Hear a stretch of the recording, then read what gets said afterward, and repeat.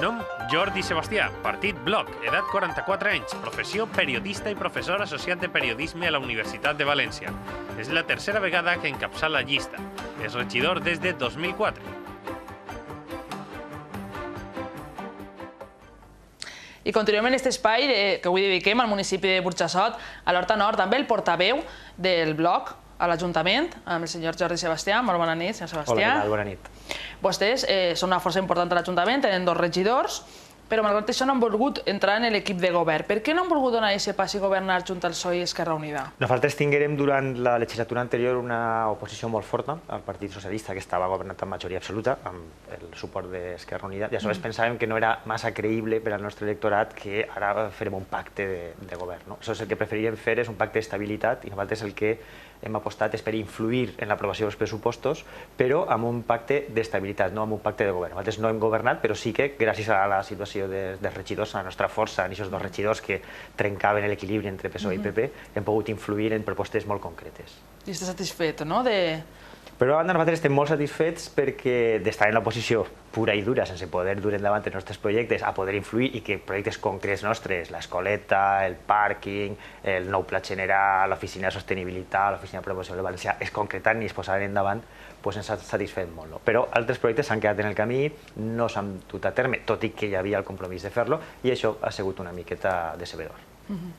Per què s'arriba, senyor Sebastià, a un pacte tant amb el PP, a l'empresa pública i després al PSOE? El veí no pot entendre que és una contradicció? A veure, el que pot entendre és que hi ha una contradicció en els altres partits també. A veure, nosaltres teníem un programa de govern molt clar, un programa electoral que volíem respectar i l'hem respectat. En l'empresa pública nosaltres vam intentar fer coses amb el Partit Socialista, però no anaven endavant, i aleshores vam decidir fer un cop de mà i pactar amb el Partit Popular. I estem satisfets del temps en què estiguem junts. Estem satisfets, entre altres coses, perquè s'aprovà el conveni col·lectiu dels treballadors de CEMEF, que no tenia. Per nosaltres això era prioritari, era una situació injusta, era una situació que no podia tolerar-se i que no havia de continuar, i si per a fer això havien de pactar amb el PP, doncs pactarem amb el Partit Popular. Ho portarem endavant, considerem que era una prioritat social i de justícia, i estem satisfets. Si voleu, tornem als carrers de Burjassot, perquè, igual que ha passat abans amb el portaveu d'Esquerra Unida, també hi ha un munt de preguntes per al portaveu del Bloc. Escoltem alguna. Caldria millorar el trànsit de la carretera Llíria. Este veí proposa millorar el trànsit de la carretera Llíria. Està vostè d'acord en la denúncia que fa o en la proposta que fa? Com es podria fer? Què vol dir exactament millorar el trànsit? Perquè nosaltres, i crec que tots els partits, hem apostat perquè la carretera de Llíria sigui un gran eix comercial. És un gran eix comercial amb voreres àmplies, que la gent pugui passejar tranquil·lament, visitar els comerços.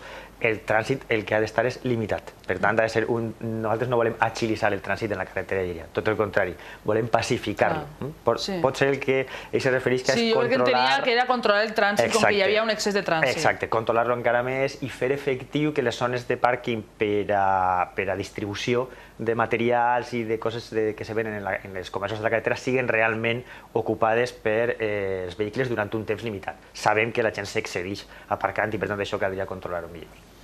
A parlar de crear un eix comercial, com està la situació del comerç a Burjassot? Burjassot és una ciutat comercial, bàsicament comercial, i és l'eix de la nostra economia. Nosaltres apostem per canviar la distribució de papers en l'Ajuntament i crear una regidoria específica que fins ara no li ha hagut, s'ha compartit, de promoció econòmica i comerç. El comerç a Burjassot és el comerç de la zona, els pobles del voltant venen a comprar a Burjassot, però ara se troben en una situació complicada per la crisi, que els ha afectat moltíssim, i també perquè els canvis urbanístics a Burjassot no s'han fet exactament tenint en compte les necessitats del comerç.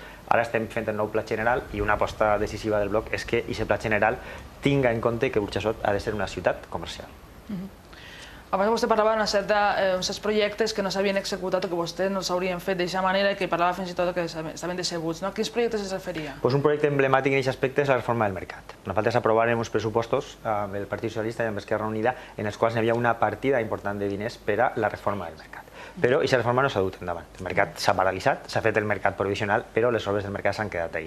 El mercat és un lloc emblemàtic, no sols pel moviment econòmic, sinó també per la situació en el centre del poble, en un altre dels eixos comercials, que és el carrer del tramvia, carrer Jorge Juan, i això ha quedat ahí mort. I a més, no sols és el moviment econòmic que se limita, sinó també la mateixa imatge de tristesa que provoca veure el mercat tal com està. Això seria un dels punts, per exemple, que no ha d'anar endavant. Per altra banda, el nostre compromís era crear dues escoletes públiques durant els 4 anys. S'ha creat una, però no s'ha creat l'altra. Per tant, n'hi ha alguns punts en què nosaltres pensem que no s'ha complit el que s'havia pactat. Pues, si voleu, tornem una altra vegada a Burjassot, perquè segur que n'hi ha alguna proposta que el senyor Sebastià pot prendre nota per al seu programa. Hombre, pues aquí hay barrios en Burjassot que necesita bancos para las personas mayores. Este vídeo de Burjassot estava referint-se sobretot a l'atenció als majors de la ciutat. Vostès també tenen propostes en aquest sentit. Com valora la gestió que s'ha fet en aquests 4 anys?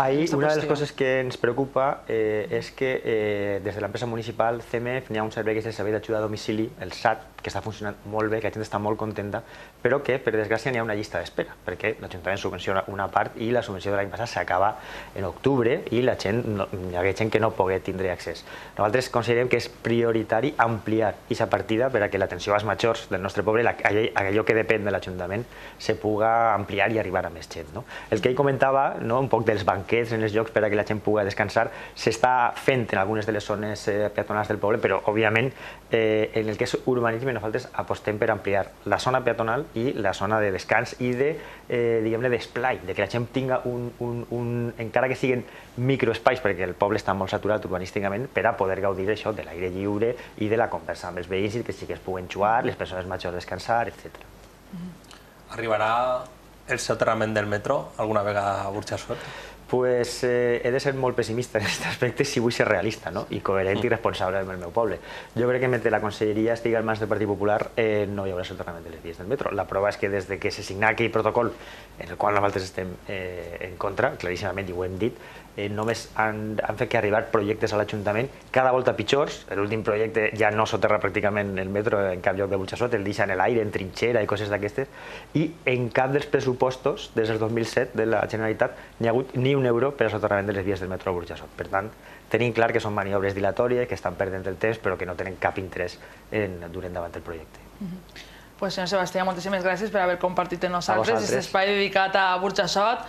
Que vagi molt bé i de nou moltes gràcies. A vosaltres per donar-nos l'oportunitat. Moltes gràcies.